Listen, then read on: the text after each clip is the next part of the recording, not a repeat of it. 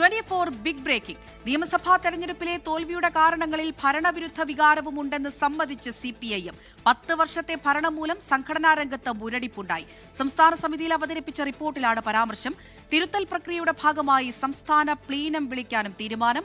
ശ്രീജിത്ത് തിരുവനന്തപുരത്ത് നിന്ന് വിവരങ്ങൾ നൽകാനായി ചേരുന്നുണ്ട്. ശ്രീജിത്ത്, തുടക്കം മുതൽ തന്നെ ഈ തോൽവിയുടെ കാരണങ്ങളിൽ ഒന്നായി പലരും പറയുന്നത് ഈ ഭരണവിരുദ്ധ വികാരമാണ്. പക്ഷേ അതില്ല എന്നായിരുന്നു CPM നേതാക്കൾ ഒന്നടങ്കം പറഞ്ഞിട്ടുണ്ടായിരുന്നത്. ഇപ്പോഴിതാ അതും ഒരു കാരണമാണ് എന്നുള്ള വിലയിരുത്തലിലേക്ക് എത്തിയിരിക്കുന്നു. വൈകിയായാലും തിരിച്ചറിവ് വന്നു എന്നാണോ?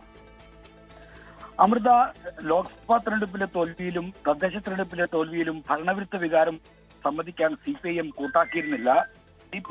CPIMന്റെ സംസ്ഥാന സമിതിയിൽ നടന്ന ചർച്ചകളിലെല്ലാം തന്നെ ഇത്തരം കാര്യങ്ങളുമായി ബന്ധപ്പെട്ട് ഒരു വിഷയം വന്നപ്പോൾ ഭരണവിരുദ്ധ വികാരമില്ല എന്ന് ആവർത്തിക്കാനാണ് സംസ്ഥാന നേതൃത്വവും അന്നത്തെ മുഖ്യമന്ത്രിയായിരുന്ന പിണറായി വിജയനും ശ്രമിച്ചിരുന്നത്. എന്നാൽ ഇപ്പോൾ ഏരിയ തലം മുതലുള്ള ചർച്ച പൂർത്തിയാക്കി സംസ്ഥാന സമിതിയിൽ തെരഞ്ഞെടുപ്പ് അവലോകന റിപ്പോർട്ട് അവതരിപ്പിക്കുമ്പോൾ ഭരണവിരുദ്ധ വികാരമുണ്ട് എന്ന നിലയിലേക്ക് CPIM എത്തിച്ചേർന്നിരിക്കുന്നു. അത് വൈകി വന്ന വിവേകം എന്ന നിലയ്ക്കാണ് നിരീക്ഷിക്കപ്പെടുന്നത്. ഈ CPIMന്റെ സംസ്ഥാന സമിതിയിൽ അവതരിപ്പിച്ച റിപ്പോർട്ടിൽ പറയുന്ന പ്രധാനപ്പെട്ട കാര്യം എന്ന് പറയുന്നത് ഇതില് സർക്കാരിനെതിരായ പൊതുവായ എതിർപ്പ് ജനങ്ങൾക്കിടയിൽ ഉണ്ടായിരുന്നില്ല. എന്നാൽ ഭരണ നടപടികൾ ഉണ്ടായ ചില വീഴ്ചകൾ ഈ തെരഞ്ഞെടുപ്പ് തോൽവിക്ക് കാരണമായി ജനങ്ങളെ.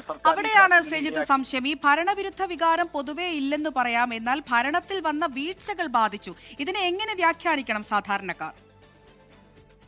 അമൃത, ഇത് CPIM സംസ്ഥാന നേതൃത്വം പതിവ് രാഷ്ട്രീയ കൗശലം ഉപയോഗിച്ച് അല്പം വളച്ചുകെട്ടി പറയുന്നതേ ഉള്ളൂ. അതിന് ശരിയായ മലയാളം ഭരണവിരുദ്ധ വികാരമുണ്ട് എന്ന് തന്നെയാണ്. അത് എങ്ങനെ പറഞ്ഞാലും ജനങ്ങൾക്ക്, സാധാരണ ജനങ്ങൾക്ക് ഭരണവിരുദ്ധ വികാരമുണ്ട് എന്നാണ്. പാർട്ടി അണികളിലേക്കും ആ സന്ദേശം തന്നെയാണ് നൽകപ്പെടാൻ പോകുന്നത്. എന്നാൽ CPIM എക്കാലവും അത്തരത്തിൽ പൊതിഞ്ഞു മാത്രം കാര്യങ്ങൾ പറയുന്ന രാഷ്ട്രീയ കൗശലത്തോടെ ഈ കാര്യങ്ങൾ പറയുന്ന ഒരു സമീപനമാണ് പൊതുവിൽ സ്വീകരിക്കുന്നത്. നേരത്തെ 2009 PDP ബാന്ധവം ഉണ്ടായപ്പോൾ PDP ബാന്ധവം തെരഞ്ഞെടുപ്പിൽ തിരിച്ചടിയായെന്നല്ല പറഞ്ഞത്. PDP ബാന്ധവുമായി ബന്ധപ്പെട്ട ആക്ഷേപങ്ങൾ മാധ്യമങ്ങൾ ദുർവ്യാഖ്യാനം ചെയ്തതോടുകൂടി അത് തിരിച്ചടിയായി എന്നാണ് അന്നത്തെ അവലോകനത്തിൽ കടന്നുകൂടിയത്. അതുപോലെ എല്ലാ കാലത്തും ഇത്തരത്തിലുള്ള കാര്യങ്ങളെ പാർട്ടി അതിന്റെ ഒരു സവിശേഷമായ പദകോശങ്ങൾ ഉപയോഗിച്ചുള്ള ഒരു വിശകലനമാണ് നടത്തുകാറ്. അത്തരം ഒരു വിശകലന രീതിയാണ് അവലംബിക്കാറ്. അതിനർത്ഥം ഭരണവിരുദ്ധ വികാരമില്ലെന്നാണ്. ഇപ്പോൾ തന്നെ CPIM സമ്മതിച്ചാലും ഇല്ലെങ്കിലും ഭരണവിരുദ്ധ വികാരം തോൽവിക്ക് കാരണമായി എന്ന കാര്യം എല്ലാവർക്കും ഉറപ്പുള്ള കാര്യമാണ്. എങ്കിൽ പോലും CPIM ആ നിലയിലേക്ക് വന്നിരിക്കുന്നു. അപ്പോഴും സർക്കാരിനെതിരായ ഒരു പൊതുവികാരമല്ല, മറിച്ച് ഭരണത്തിൽ വന്ന വീഴ്ചകൾ വോട്ടർമാരെ സ്വാധീനിച്ചു, ജനങ്ങളെ സ്വാധീനിച്ചു. അത് തിരിച്ചടിയായി മാറിയെന്നാണ്. അതോടൊപ്പം തന്നെ 10 കൊല്ലത്തെ തുടർഭരണം സംഘടനാ രംഗത്ത് വലിയ മുരടിപ്പുണ്ടാക്കി. ആ മുരടിപ്പും ആണ് ഈ തെരഞ്ഞെടുപ്പ് കാലത്തെ സംഘടനാ ദൗർബല്യങ്ങളുടെ പ്രധാന കാരണമെന്നും ചൂണ്ടിക്കാണിക്കുന്നുണ്ട്. എന്തായാലും തിരുത്തൽ പ്രക്രിയ ഏതെങ്കിലും ഒരു തലത്തിൽ ഒതുങ്ങരുത്, ഒറ്റപ്പെട്ട ഒരു നടപടിയായി മാറരുത്, മറിച്ച് സംഘടനയുടെ എല്ലാ തലത്തിലും തിരുത്തൽ നടപടികൾ വേണം എന്ന ആവശ്യവും പൊതു ചർച്ചയിലും മറ്റും ഉയരുന്നുണ്ട്. റിപ്പോർട്ടിലും സമാനമായ പരാമർശങ്ങളുണ്ട്.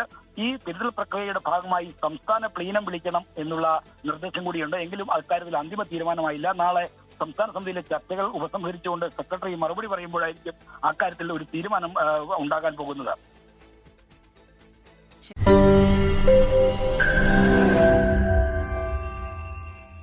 ലോകത്തെവിടെയായാലും ഏത് സമയത്തും 24 വാർത്തകളും ഓഗ്മെന്റഡ് റിയാലിറ്റി പാക്കേജുകളും എക്സ്പ്ലെയിനറുകളും വിശദമായി കാണാൻ ഞങ്ങളുടെ YouTube ചാനൽ നിങ്ങൾക്ക് സബ്സ്ക്രൈബ് ചെയ്യാം.